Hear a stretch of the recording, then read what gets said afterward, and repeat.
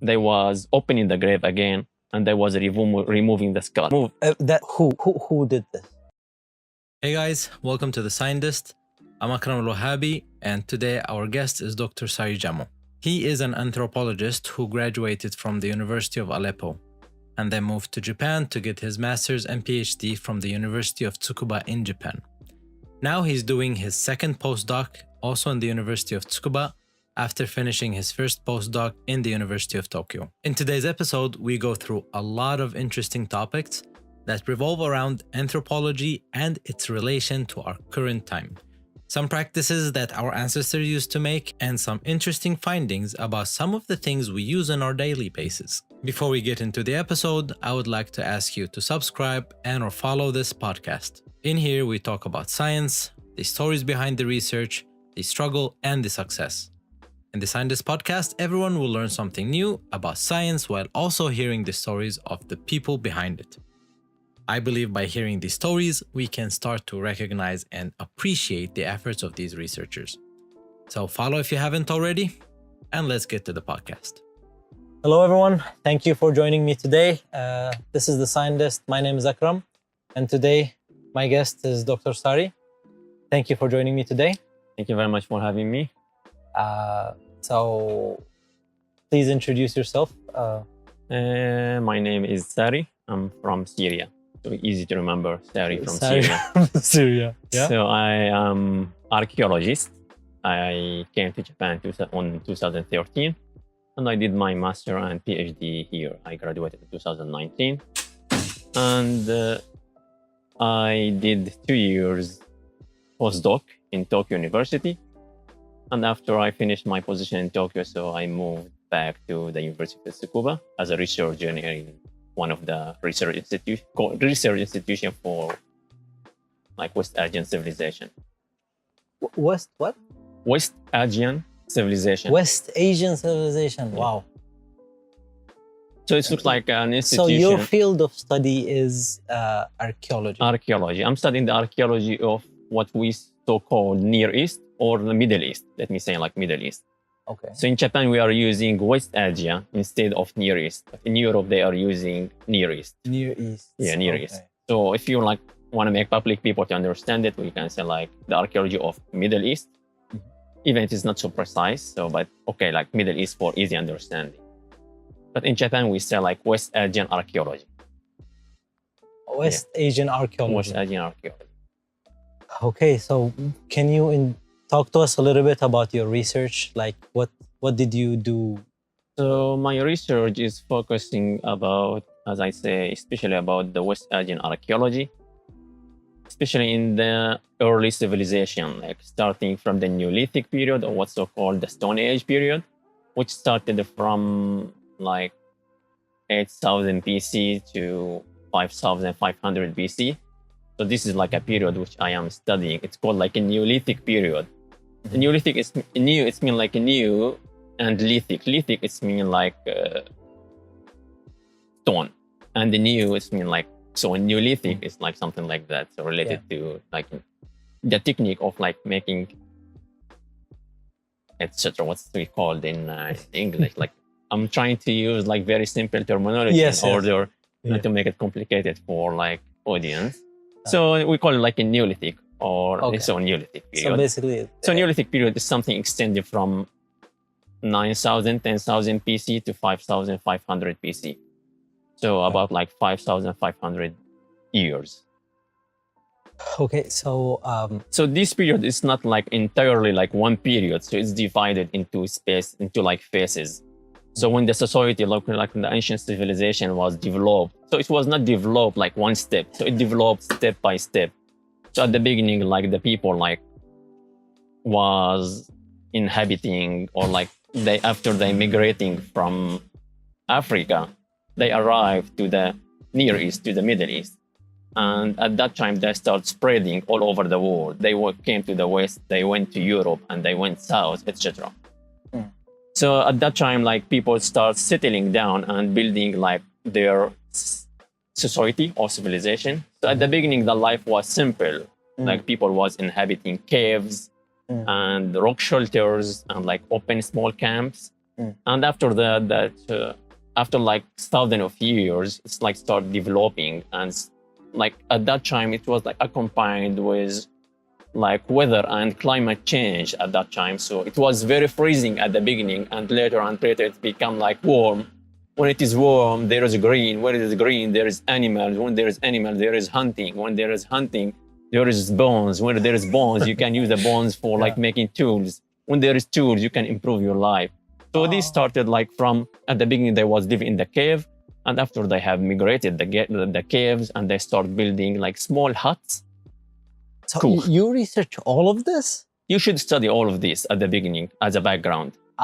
Okay. As a I background. thought you researched all of these steps. You have to, yes, of course. So that was your master's, you mean, or like was So this is related like to the your general bachelor's? thing, and I was studying in my master. I studied like one topic called skull removal practice. Skull removal. Skull removal practice. So in the period between, yes, in this period, the Neolithic period, especially in the Neolithic period, so there was like some funeral practice where after the death, so the deceased was buried somewhere, and after like period of time, they was opening the grave again, and they was removing the skull, and they removed that who did this? the people of the society. Humans. You're human. We are talking about a human. Yeah, of course. Like humans that were living in that period, like Yes. everyone did it. Well, like the society contributed in this. It looks like when we have like nowadays we have like cemetery, like or funerary. Yeah. Like a lot of people contribute. For example, if I died, a lot of people know me in my society that will contribute to my funerary. Yeah. So, but in our society now, like after this, it's over. Yeah. You have nothing to do. But in the Neolithic period or in the ancient time, after death, it is a new start or a new beginning. Wow. So, Okay. like when you die, it's not over. It's a new stage. Really? That's Yeah. what they believed in. Yeah, that's what they believe. So there is a new stage. So after you died, of course, like, so this is not like applicable for every single member of the society. Probably there was some people was selected. Why? It's so difficult to give precise answer. Reason. Yeah. Why they have been selected. Probably they are like elders or like shaman or probably like the post of the society or something like that. Sometimes like it's related to like the social status of in the society. So probably he is high ranking and something like that. So nobody can give like precise answer like why it was conducted on some people only. After somebody have died, they buried him in the grave after like a period of time, especially like after like the flesh was decayed. They was open the grave and they was remove it easily. This is one method. And the second method for removing the skull, they was cutting the skull using sharp tools like this. Okay, so talk to us a little bit about this stone. We'll come in later. Yeah. So before like the flesh was decayed, it's difficult to remove the skull when you have flesh. Yeah. So they have to obviously. cut the skull. This is becoming really So Yeah. graphic.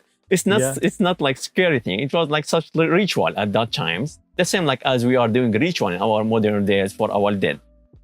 So they was removed. How did it develop? Like, how did these rituals develop from, right now we're pretty, how can I say, we're really gentle with our dead, right? If somebody dies, we're pretty gentle to them. But obviously at that time, like, they Good used to- point. they So cut at their that head time, they was also gentling their people through doing that. So that because was them being gentle. that's true, because like if you have been selected for these funeral practices, it means that you are special, you are unique. You have been selected from all between the whole community members. Why you have been selected? It means that you have value. So I told you that nobody can give you a precise answer. Why? Actually, probably it is because like the social ranking in the society, probably he is an elder or like a leader. So it's so difficult to give any specific answer why he was selected. But anyhow, he had been selected. So the skull had been removed in two ways, even like by cutting by sharp tools or waiting the flesh until it decays, and they was opening and they just like remove the skull easily. Yeah. So after that, it's not end.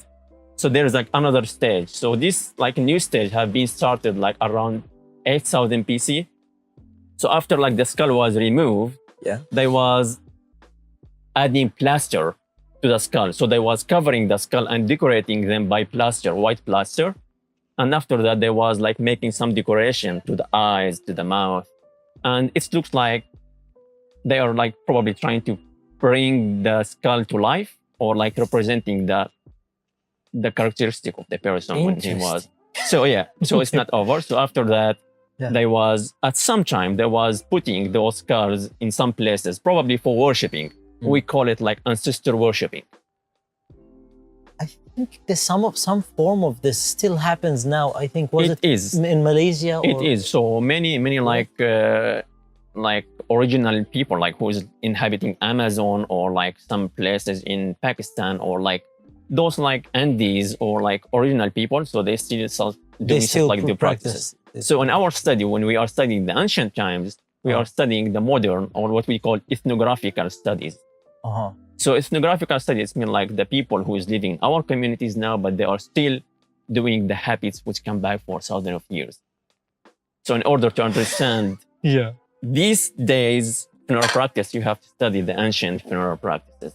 So after all of this, after like they putting the skull somewhere, and after they worshipping them, so the whole skull they was collected and they was buried inside a catch, or like a hole inside the hole, and they was gathering like 2, 3, 4, 5 skulls, and they put them together and they was covered, and it's over. I think this is way more than I expected. I did not think that. And again, the question was like, what was your research about, right? So which part of was this the subject of your research? So this was the subject of my research. That why, or what is the symbolism, the symbolic reason behind the skull removal? And what results did you come to find? So later, like at some period of time, that like these practices was carried out on local, like on community scale. So whole community was contributing in. But later, like when the society was developed, we called it like pottery Neolithic period, when they start inventing pottery about 7,000 years ago. So this funeral practice like have decreased too much. So it's like start being practicing very, very limited scale. So probably like once or twice on one member or two members. So I studied that why it was decreased at this period. So we thought that probably at that time, the community or this practice was not carried out on a community scale, but it was carried out on family scale. So that's why like only some families was selecting some of their members. So that's why this practice was decreased. And it was like selective nowadays. And if it was selective, was like on family scale, not society scale. That's why the number of evidence is small compared to the previous period. So this was the topic of my master thesis. Your master's thesis? Yeah, this one. And yes, so again, so if somebody is listening to this podcast and they're thinking, I want, like somebody who studied archaeology, right? That bird is upset. If somebody was like into archaeology or like studying bachelor's in archaeology, right? Is it possible for them to continue and work as an archaeologist without proceeding to do master's and PhD, or this type of research that you're doing requires having a master's and a PhD? So it depends on what kind of like future career you are looking for. So there is like some people after they finish their bachelor, so they are working in like the Directorate General of Antiquity, somewhere like in the country where they are belong for. And according to that, they could like working in office like work or like in field work. So it depends. But if you like want to continue your master and PhD to get like one day like a main excavator, that could be like a person like main excavator in a site, like to go to a site and make excavation and get a budget, etc. So you need like your master and PhD for this. This is one of like, and excuse me, you might be upset with me for saying this, but when you think about archaeologists, you think about movies like The Mummy and something like that, and people like being like, wearing that kind of Yeah, clothes. the leather, and That, yeah, the animal leather. leathers. How and close is that to reality? it's close. Because It's they real. always tell them like professor or doctor, they call them like that. So That's true. how Like, close is that? it's clear. Like what you see in the movie, it's clear. Like it's clear image, in fact, or it's like correct image because it's not like superficial. It came from like probably background of archaeology, etc. Yes, like the people at the beginning of like the life, like in the ancient time, they was like wearing. We think that they was wearing some customs, okay, because it was very cold, etc. And we believe that probably at the beginning they was using the leaves, the like trees leaves, etc. But after they start hunting, they start like get used from the leather of the animals, and they start creating clothes like time by time by time. I was talking about, are we talking about the archaeologists right now or about the people? About the people in the ancient times. I was talking about the archaeologists. Archaeologists, as they wear these glasses and they wear these kind of clothes, and they have this kind of nerd or geeky type of look, right? How is that close to reality? It like, is. Really? It is. That Yes, too? it is. It is because when you are doing that, it's not like because it is like a custom that you want to show that you are archaeologist. Because when you go to the field, you need like some protection in your Okay. clothes and your like hat and clothes because you are under the heat of the sun, like 45 degree, 40 degree. So of course you need the hat. You need that kind of And hat. there's like you are surrounding with dust. Uh-huh. So many people like they prefer to use glasses, especially like sunglasses, Uh-huh. because when you are like facing the sun the whole morning, you will be like blind. Yeah. So that's why you need some customs. So It's some of pretty people tough like using environment. like short pants. Some people use long pants. So because sometimes you are working in places where there is like scorpions, insects, snakes, so you have to take some measurement. But when those like who's working open spaces, so probably it's more safe. So they can like have like short pants, etc. So it depends on the situation. Of course, you have to take like some protection because you are working in the field where there is nothing. This is kind of interesting for me. And again, I'm sorry because I keep going back to mummy movies and whatever. Go ahead. But yeah, I'm really sorry about that. But it's really interesting for me. Like it requires a person with a very certain type of curiosity to go into graves and to things that are completely unknown, and I don't know, I think I'll be too scared to do it. For professionals, is there like more like, is it just curiosity or is this like a method and a way that removes the pain factor, It is the fear factor? it is passion. Passion, okay. When you get passionate about something, you skip away all the risks. So the risks are there. You just Absolutely. kind of... Absolutely, there is risk, of course. Absolutely, there is risk, of course. So there is risk everywhere when you are like working any single places, like away from like civilization center. If you like get, for example, bitten by snake or by scorpions, probably you will die in the place.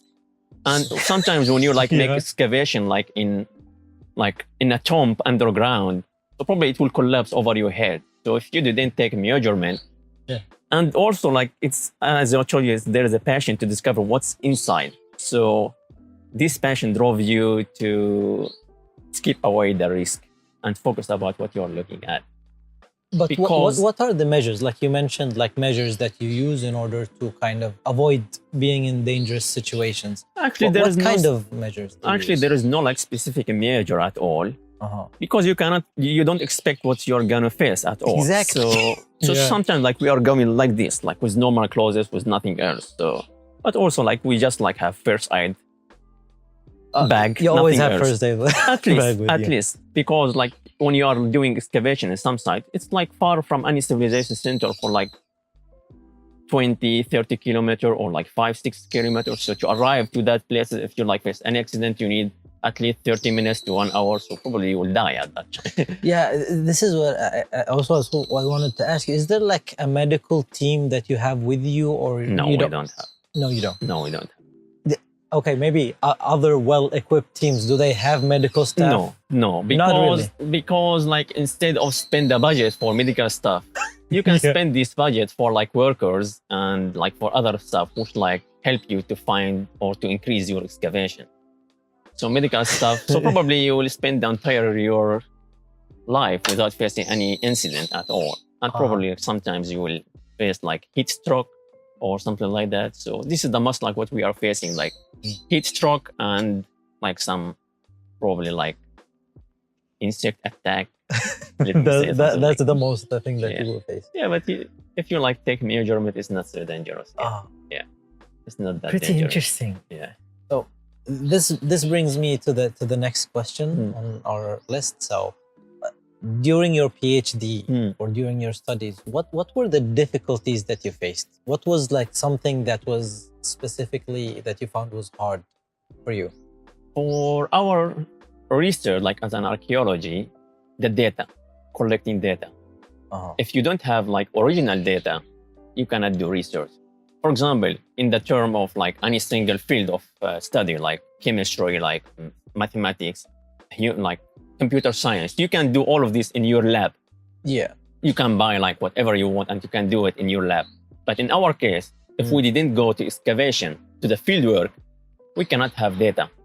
So you have to go for excavation, to the field work, to get materials, to study, to make research, publication, your PhD. Otherwise, it's so much difficult like to do your research just based on published data. For example, like my data has been published, your data has been published, and I have collect all of them and I make research. It's not accepted. That doesn't work. It doesn't work. So you have to go to the field, you have to find materials, and you have to do a research that nobody ever did it before. So this is so this is PhD. this is basically, PhD. right? So you have to create a book where nobody ever have done. So it's not like only like you can collect like published paper from here and public information from here, and you can gather all of them in one book for 200, 300 pages, and you can publish it. So it's not your work. It's not your own work. Yeah. It's what others' work is. But in our case, you have to go. So here's the difficulty that sometimes we cannot go, especially like we are working in the Middle East, and you know the political situation in the Middle East is risky. So sometimes we cannot go there. Yeah. So in this case, we will face a lot of stress. There will be a lot of stress and difficulties. Time is running and PhD is running. Yeah. And your scholarship is gone and you couldn't make any achievement. So here the stress is increased and increased and increased. And you have to finish your PhD within a certain time? Like how many years is For me, it took 4 years. 4 years. 4 years. And if you don't finish it within these 4 years, there is basically your scholarship is over and you have to... Exactly. What's the scholarship? Did you come to Japan with mixed When scholarship? I came to Japan, I came on my own expenses. Oh. So I don't have any scholarship. I didn't have any program at all. So I came by my own expenses. I supposed to apply for mixed scholarship, but because of the conflict started in Syria, so the cultural program between Japan and Syria have suspended. Oh. So this story was in 2011, at the beginning of 2012. So I supposed to apply for the mixed scholarship, and get the examination to come to Japan. Yeah. But unfortunately, all the cultural program between Japan and Syria had been cancelled and stopped. So I have to look for alternative option. At that time, so before that, I have participated in excavation in Syria. So the University of Tsukuba carried out excavation in Syria, and I participated in excavation for 2 years. And the supervisor liked my attitude, and at that time I was fluent in English, and he said that you are a good student, you can speak English well. If you are interested about studying in Japan after your graduation, I'm ready to help you. So this is how I came to Japan. That was your professor? The current professor, yes. He was, really? Yes. Okay. So he was in Syria. Yeah, nice. And that professor, I have been introduced to that professor by another professor. She was my teacher in the University of Aleppo. So she introduced me to her friend, and her friend invited me to Japan. The scholarship had been cancelled, so we will start looking for alternative options. So he told me that, okay, we can try to invite you as a private student, private financial student. So I came first time to Japan on 2012, I think. So it was like test. He was testing me on real to see if I am really applicable to be a master student or not. And probably I have succeeded that test at that time. I guess so. You're here now. Yeah. Yeah, it was like 10 days visit, and he asked me to prepare for presentation, and I gave like 2 presentations, one in symposium and one for the undergraduate student, etc. So he said, oh, okay, if you like did hard, you can come. So at that time, I have started asking about the procedure for applying for like enrollment in the University of Tsukuba. And I started submitting my documents. At that time, I moved from Syria to Lebanon. And I was waiting in Lebanon because there's no airport in Syria to departure from. So we started departing from Beirut, from Lebanon.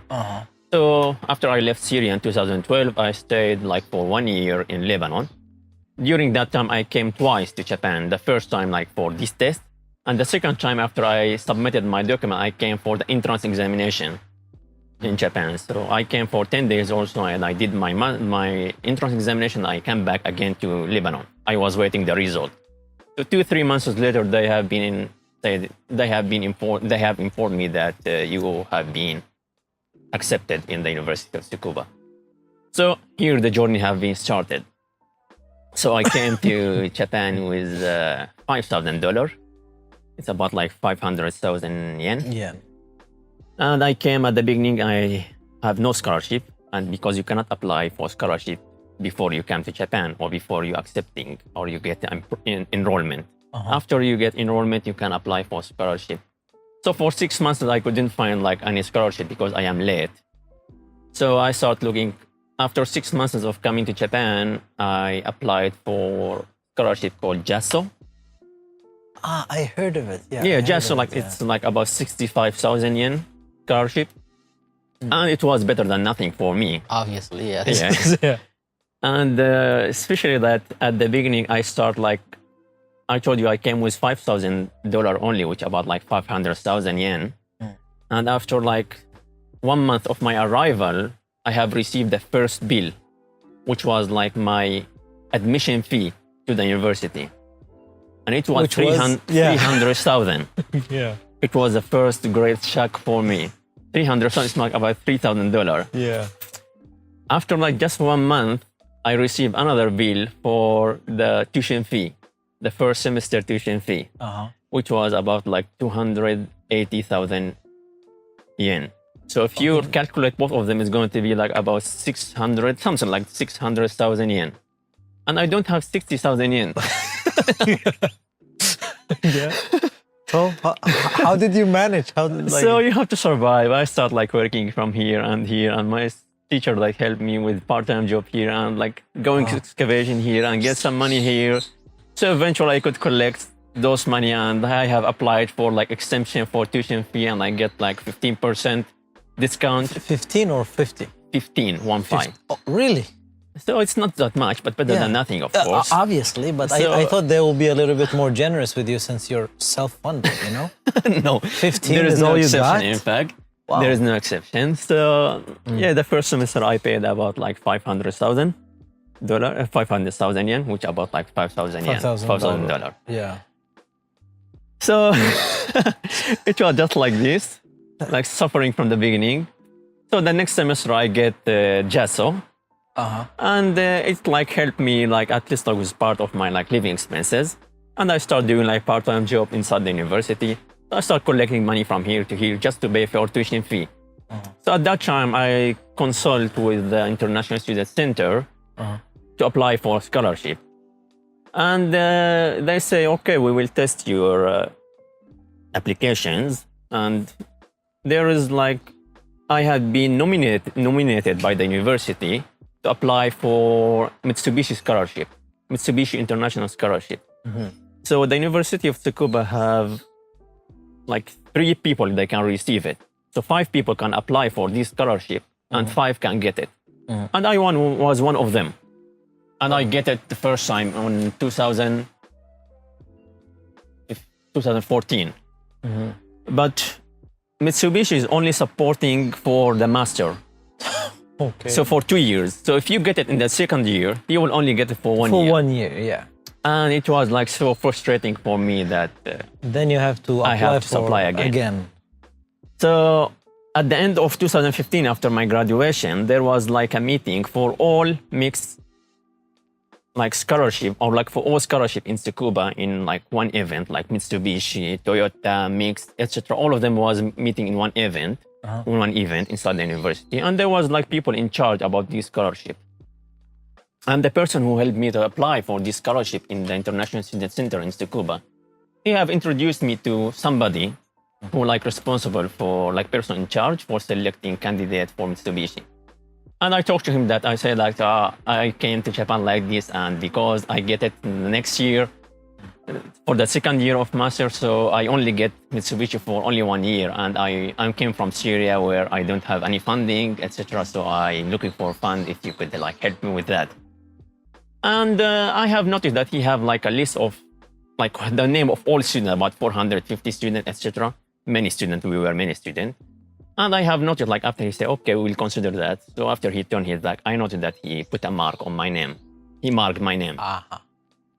So but that was a good sign? It was like a hope. Okay. Yeah, it was a hope. But later, like after like couple months, I received a call from the university, and they are telling me that Mitsubishi exceptionally gonna supported you for the end of your PhD. So it's mean like I'm going to until have the end of your PhD. Yeah, I mean like 3 years, PhD 3 years. Yeah. And 1 year of master, so it was 4 years. And it was exceptionally, I get it. So you can see that luck starts smiling to me. Well, that is I wouldn't say it's just luck. Like you worked hard to get there, right? Yeah, like, it was really hard. He wouldn't have, considered you if he doesn't think that you were worthy of it, right? That's true. Yeah, the good point is like I have, so it's not so, it's like equal to mixed, like it was 150,000 yen a month, but also it's not included your tuition fee. You have to pay your tuition fee. Oh, okay. So that's from this. But anyway, so I could like but manage it. But it was much better. Of course, absolutely. It's much better when you came first, you have nothing and you have to pay all the tuition fee. Yeah. Anyway, so I manage it. So later on, like you think that it's not enough. I want to climbing up. Yeah. So when I was the first doctoral student, I have applied for the first research fund, and I got it at that time. It's called from foundation called Mishima Foundation. Probably you can put the link for people. And I please, like if you provide me with any link, I'll put it in the description. Yeah, I will. Like I hope like young researchers get benefit from that. Yeah. It's called Mishima Foundation. They gave me the first research fund. And in the next second year of my PhD, I decided to apply for the GSPS, Japan Society for Promotion of Science. Yeah. And I submit my document and I got it. So I got it I applied when I was in the second year of my PhD, and they gave me for 2 years. So it was third year and fourth year of PhD. That's why my PhD took 4 years, not 3 years, because I have funding. So GSPS, like I think it's the top one in Japan. It is. Give like 200,000 yen for like your living expenses, plus to like research fund. It depends on your majority every year. Yeah. So it was like good. So this is what's like helped me to finish my PhD successfully in 2019. Wow. This is an exciting, like, feels like a movie, Yeah. It was really moving nice. from one country to another in order to come to Japan, and like this. There's like a huge, like very like long series of actions. Exactly. So maybe thinking about now is exciting, right? Or like you feel good about it, but back then it must have been like very, how can I say, like not terrifying, then like nerve-wracking. That's true. That's true. It was not easy, right, to go through that. That's true. So you see that now the field of academic in all stages, it's like challenging. Quite challenging. So you have to prove yourself. Like you have to work hard. Some people like get it easy. Some people get it in the most difficult way. Anyway, like nothing easy anymore in academic. It's so challenging. It is. A huge number of candidates and few number of chances. Exactly. So you have to be like. Anyway, so I think that the happy part of the academic life have just over, and the difficult part have just started after you getting your PhD. And it is like positions for PhD are always quite difficult to come by. They're not easy. And I think it's the same also for like archaeology. It's not like you said, like there are only few positions. That's true. And there are many people who would be, not many people, but like, you know, every department produces these PhD graduates, and then there are no positions to hold them in. That's true. I think this issue is not like related to specific field, and all the field of academic they are now the same. Yeah. Like a large number of candidates and graduated students, but very limited number of positions. So challenging and fighting between here and here until like only like one, like it's a situation for every single field of academic field. So I think that your story is the same, my story is the same, and everybody like have these challenges that you applied for like 1, 2, 10, 20 application and none of them had been accepted. You just like received the email that, oh, we regret to inform you that we will not fulfill your dreams. Thank you very much. Thank you very much. I hate that email. Like, we hope you all the best in your future endeavors. Like, don't hope me. Don't hope me. Give me a job or not. Kind of. That's true. So this is a typical answer, like usual typical answer, yes. Just a question. I want, this might be a little bit rude, but the study of archaeology is, you know, you're studying like people who were living here like thousands of years ago, something like that. But how does it relate to our life now? What is the relation? Actually, it is not a rude question. It is one of the most beautiful questions that we, the archaeologists, like to hear. Thank you. Yes, what is the importance of archaeology? What is the connection between archaeology in our modern days and the ancient time? Is there like any connection between the ancient and modern civilization? Of course. Now we are studying the archaeology not only like for studying the past of the human history, but also to provide mutual understanding between the ancient and modern civilization. Now, like most of the things that have been created in the world, like which like created the civilization, it came from the Middle East.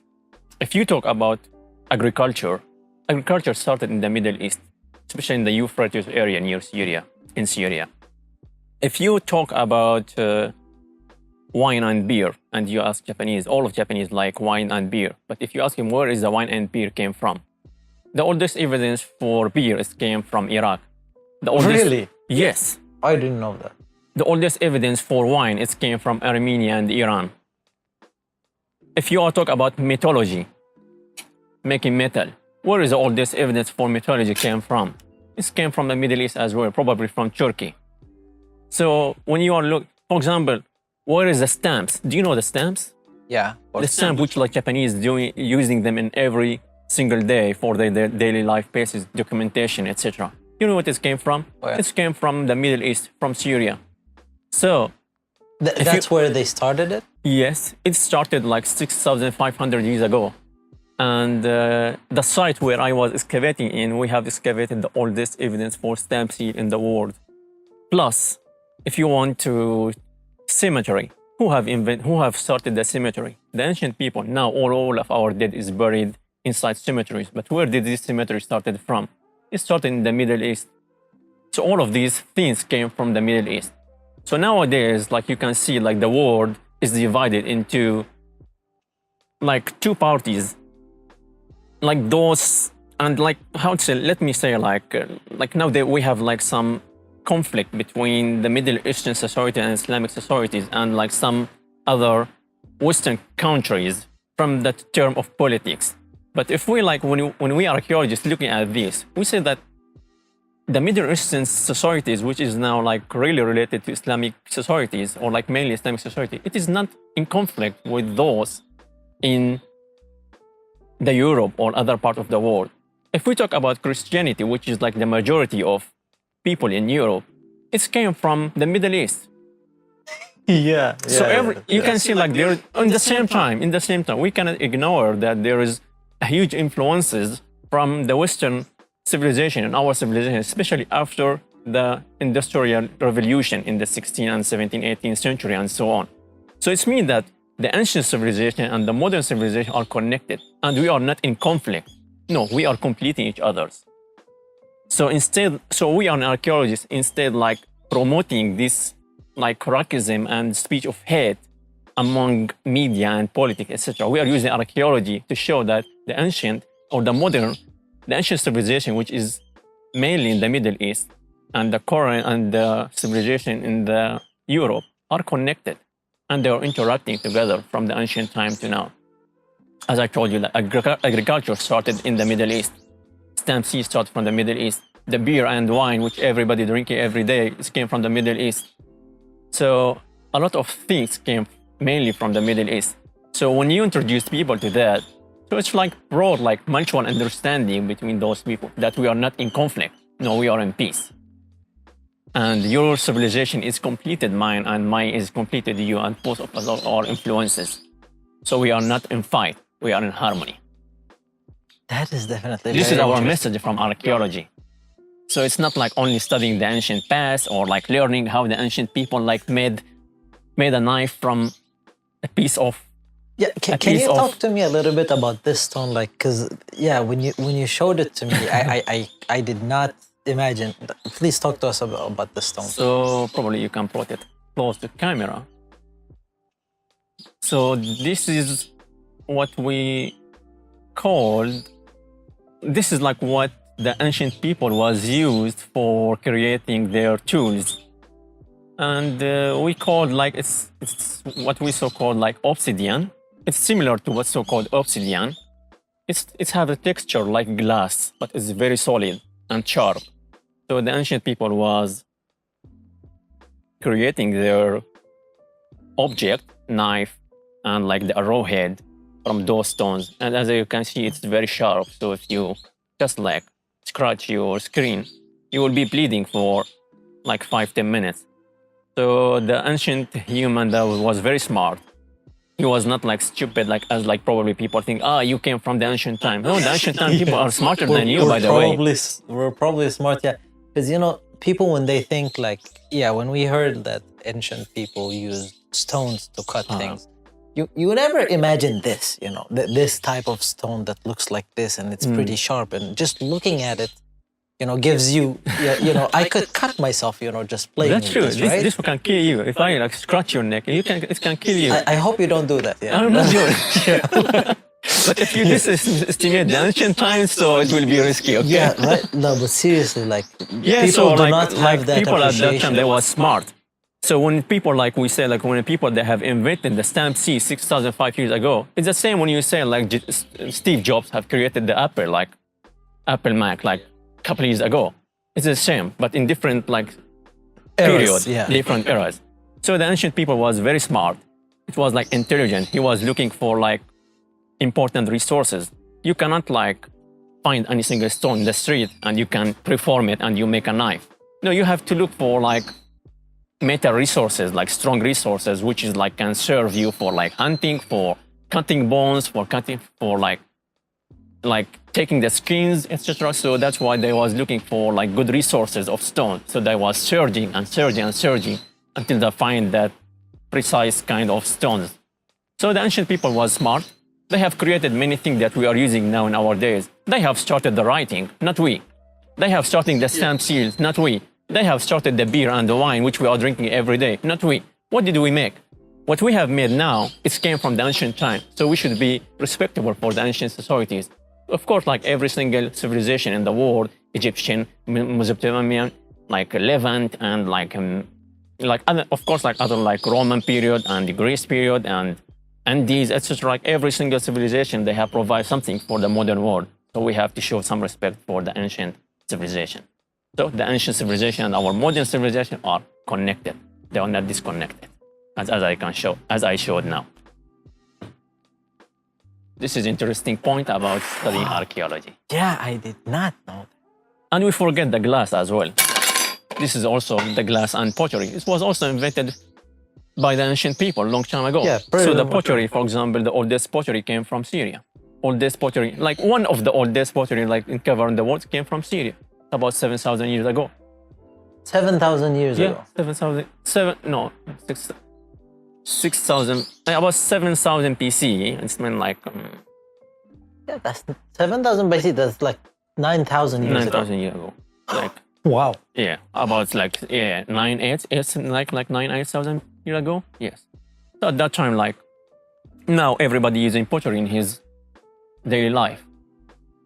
Glass, everybody using glass in his daily life. The metal, everybody using metal in his daily life. All of those came from the ancient societies. And it was developed step by step until it's reached this sophisticated level.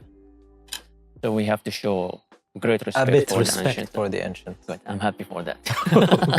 So far, we've been talking about the difficulties of doing your PhD and the things that you had to go through.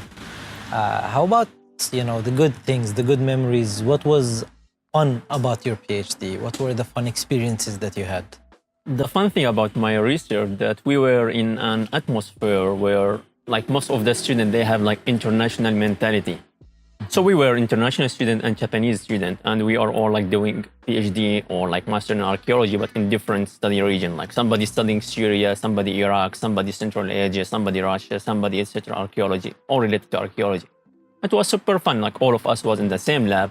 This lab like was like our home. We came every day from 9 in the morning. We come back at 12 midnight just for sleeping. Because we have nothing to do in our house, because this was our house. We were eating, drinking, fun, party, etc. Plus studying. So it was like a huge motivation for like doing your research. When you find like some friend next to you doing their research, and that's motivated you to do your research. So we spent like long time in the lab. We were sleeping in the lab. We were like doing our cooking in the lab. So it was like fun. So when you see like some people around you like motivating, and they are studying hard, that's motivated you also to do hard. So this was like really fun. We spent very nice times, very challenging time, very sad, very happy times all together. And of course, like our teacher was so supportive. They were like sometimes provide us with chicken, sometimes provide us with a cake, especially Really? in the like at the end of the year, like where there's a parties, etc. And at that time, like everybody busy was like writing their thesis or like article, etc. So the teacher was supportive. So this was like really fun. I consider like my study in Japan, despite the difficulty, it was like the most happy period in my life. Really? It was the most happy period in my life. And like your life is not only supposed to be concentrated only on your research. Between you don't have only to dive between books and your computer and your research. You have to find something else. Go out, like take off day, do sports. So yeah, what were the things that was actually my next question. What did you do in order to kind of have fun? In order to, when you get stressed out, what did you do to relieve the stress? Tsukuba is related to sport. Really? Yes. Yeah. So Tsukuba is related to sport. So if you really want to have fun, if you really want to have friends, regardless if they are Japanese or like international student, sport is the only field that you can do it. Really? Yeah. So I never feel lonely. I like Tsukuba so much because I have met many people, not only Japanese people, but also like from all over the world. All of us, like for example, met in the sport court, or like everybody like coming every Sunday, and we are working together, playing together, have fun together. Sometimes like. But what sports do you? For me, did you like do? I was like playing soccer. Oh. Yeah, but there's like some people they was like interested in swimming, some people in tennis. So like, sport is uniting people. It is, yeah. Yeah. They say music and sports are like the languages that people do not need to speak. That's true. And So like Tsukuba itself, like it has like a lot of facilities, and I think like those who have been living in Tsukuba, they have experienced that. Or like, of course, like many students, they're still like facing some lonely time or like some difficulties of communicating like with people from around the world or probably Japanese. So, but you can find your way. So I think Tsukuba like is a nice place where you can find a lot of activities what mixing like international student with Japanese people, and it was really fun. And it was really funny for me. It's interesting because many people say that they cannot make friends with, especially in Japan. Is that the case for you or no? You know what? I think it depends on the institution or in the university. It depends on the university. In my case, like I spent 2 years in Tokyo. I couldn't make any friendship. Really? I couldn't make any friendship. But probably, I don't know, probably because it was not like student life for me. It was like research life. But in total, I didn't meet new people in Tokyo. But I met many people in Tsukuba. And nowadays, I meet them, I sometimes like met them in the train station or on the train. Or like they still live in Tsukuba and they work in Tokyo. So we are meet on the train, like, just like. I see. So there is like, in Tsukuba, there was like nice life for us. I like it so much. I never feel lonely in Tsukuba. Like, even it is like, it's boring city, but when you have friends, you don't feel bored. I mean, what is boring? Boring is when you have nothing to do. Exactly. But if you had friends, if you're participating in activities, Exactly. then it's definitely not boring, Exactly. right? Exactly. So I think like I enjoy my life in Tsukuba, and I encourage like people to study at the University of Tsukuba. It's really a nice place. Yeah, so this is, man, you're really moving to the next question without me saying it. This is amazing. So if somebody is, wants to continue their postgraduate studies, or if they want to, move to the next step, do you recommend, what is your recommendation for them? What is your advice for these people?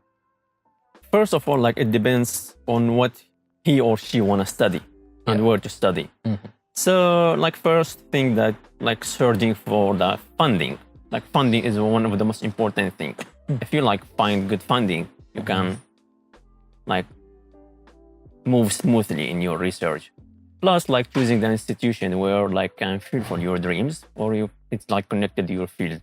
Not only like choosing like, for example, the University of Tokyo because it is the first ranking university, and like skipping, for example, like the University of Hokkaido because it's far or it's cold. You have like to follow the places where it's matched with your needs and with your career.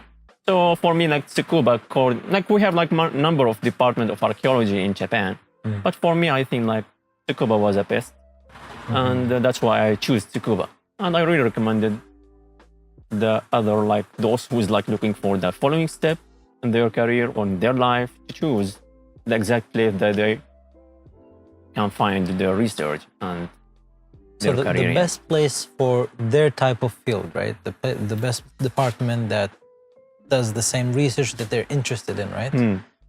But yeah, this I wish somebody told me this. Like the name of the university is not as important, No. as the lab. That's true. As who's going to supervise you. That's true. So like you said, like you can be in Tokyo University, but you might be in a department that is not that That's awesome, true. right? Yeah. That's true. So yeah, I think so. It's like interesting, like especially like for international students, they should look for like atmosphere where they can like exchange knowledge with the students. So like, of course, like it's not easy like for those newcomers to Japan to determine which location they need or which like university they are suitable for.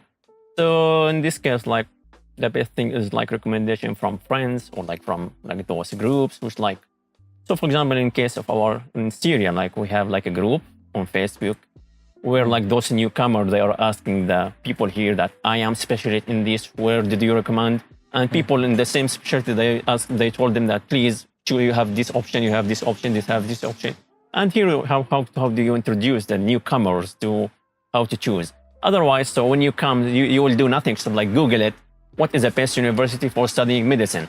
So you'll find a University of Tokyo, the University of Shizuoka, the university. Yeah, so it's not but so precise. It's not so precise, but then I think it would be better to ask and try to find the better place to come before you even come to Japan, right? Exactly. Because, for example, if you come here with mixed or something, then you're basically it's already determined where you go to. You come that's here true. with an acceptance already. That's true. So I think, like you said, like know your destination before you Exactly. you dive into it, right? Exactly, yes. Because yeah, when you choose like good institution, good destination, with like when you like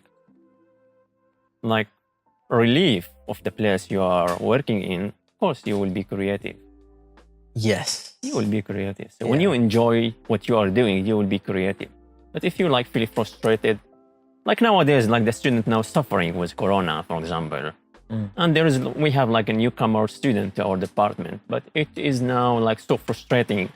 No new student, everything online, and So like now it's challenging. I'm really like sorry for those like newcomers, especially like those who are now like in the third, like in the second or third undergraduate, or like the first or second year master or PhD. So it's like so difficult situation for them. Like in our time, I think that we have enjoyed our college life.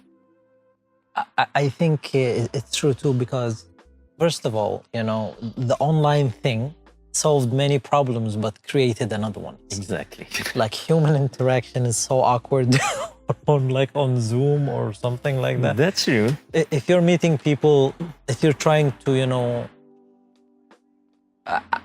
I don't know, like I think I would rather to meet people like this.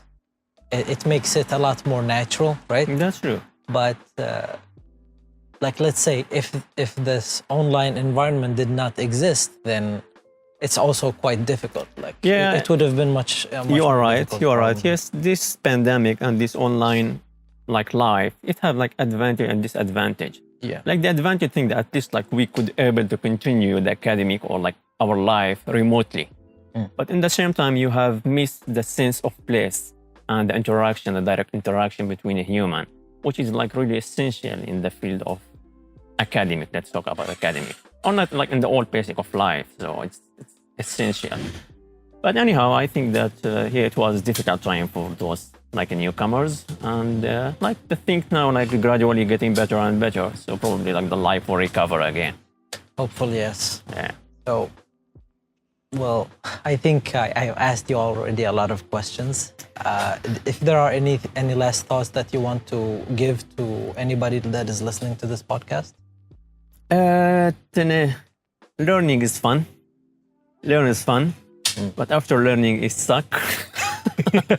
I don't know if it's okay to use stuff like this for I mean, your suck is podcast. fine. Like it really is. Like, So- it's a pretty difficult process. Yeah, after So- you graduate. Right? Yeah, so I think that like it's so difficult to decide your future. You can like think about your future, like you can like climb the stairs step by step. So if you start like if you are master or PhD student, start thinking about after graduation life, you will be so frustrated. Okay, just like try to climb the stair one by one, step by step, and it's gonna be easy. Life is fun, and learning is fun as well. Yeah. Okay, then. Thank you very much for your time today. And today was Dr. Sari was with us, and I will see you in another podcast. Bye bye. Bye bye.